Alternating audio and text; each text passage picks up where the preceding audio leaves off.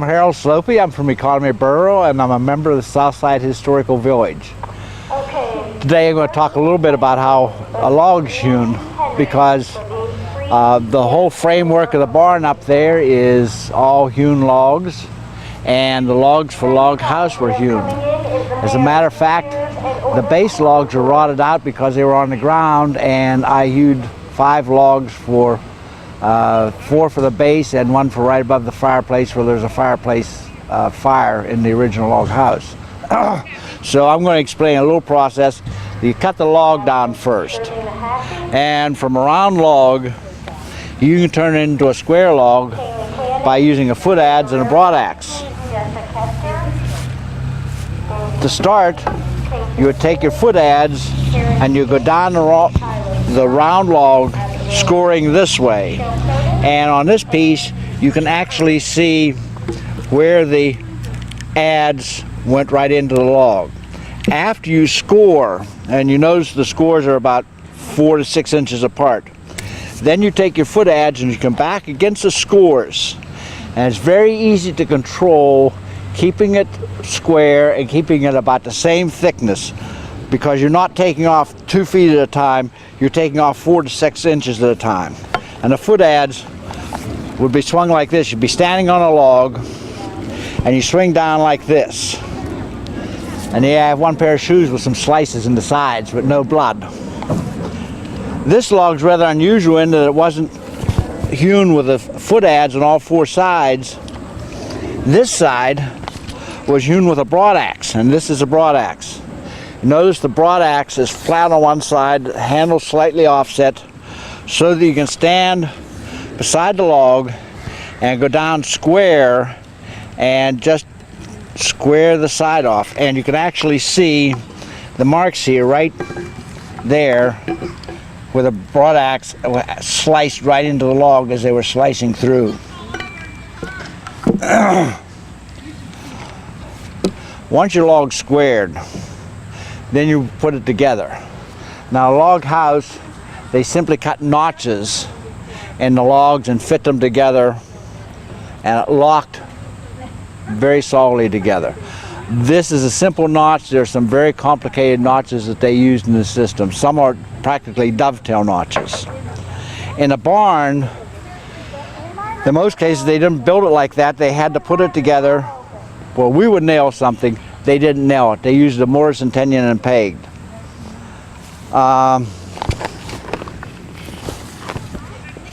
This is a tenon, and this is a mortise. And the strength of the object is, in fact, it's wood to wood. You haven't split the wood with a nail.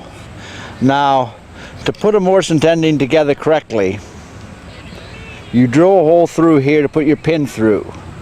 And on the tenon, you drill the hole maybe a 1/16 to an eighth inch back. And when you put it together, and they go together should go very tightly. When you drive that pin through, your pin is actually going to go in. It's going to bend a little bit like this, so it locks the shoulder, this section, very tightly against the piece that you have your mortise in. That's why you notice in this pin it's tapered at the end, so that they can drive it through and it won't bind. If they just cut it square, it would bind when that little offset. This way it will go through and pull that shoulder together.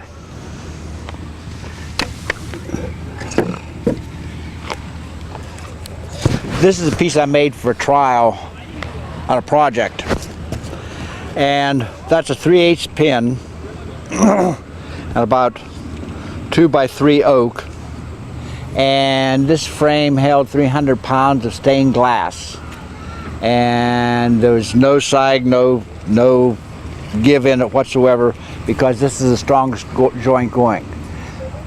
Tornado blow a nailed house down much sooner than it would a timber framed house. That's why some of these old barns lasted so long, is because they were done with the strongest joint that you can build with. On this is the tenon. This piece right here is the tenon, and of course, like I showed you, the mortise is the hole. And to cut a tenon, that have taken a saw, probably much like this saw, and cut down the shoulder. And once they got the shoulder cut on each side, they'd take an axe and rough it down about to the thickness. To get the final thickness, they'd use a slick.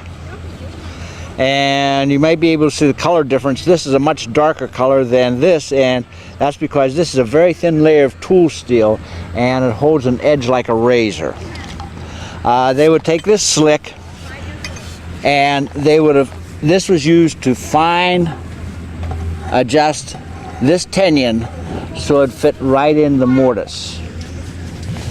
And the mortise was made by drilling a series of holes in the log. And they drill a series of 2 or 3 holes. This one would have taken about 3 holes. So you have a series of holes, and what easiest way to get it out is to take a mortising axe, get down between the holes and drive this down through to take the spare wood out. Then you had to dress it up. You need to square your corners up, so you'd use a corner chisel, which was designed specifically for mortise and tenon joints. Then you drive this down to square out your hole.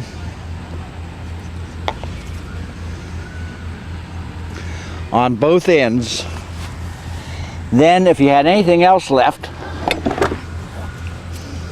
you'd use a mortising chisel. This is a heavy old guy. It was made by a blacksmith. But it's done the same way. There's a piece of real hard steel up about this far, and it holds a very sharp edge. You use it to take out any of the pieces in between your square corners. Then you'd be ready to put it together. And like I said before, these holes would be drilled at an offset to the hole in the mortise, because you want that pin to pull that shoulder tight. Once it's ready to put together, they would probably use a commander, which is really a mallet like this, except that the head is probably about this big around, weighs close to 50 pounds, and the handle is big enough to hold. So the head's near the ground, because they didn't lift it and pile this way. They lifted it and hammered it this way to force this beam into the mortise. Then they'd drive the pin through and hold it together. Now, this is the big way, the thing that they used mortise and tenon for, was putting the buildings together. But even once you got the building together, you need something like a window. This is a part of a window frame that came out of the house built about the time of the Civil War. As you can see, the hole in there, and there's the tenon, and there's the mortise, and this window is still tight, even though it was made during the time of the Civil War. That joint's still tight.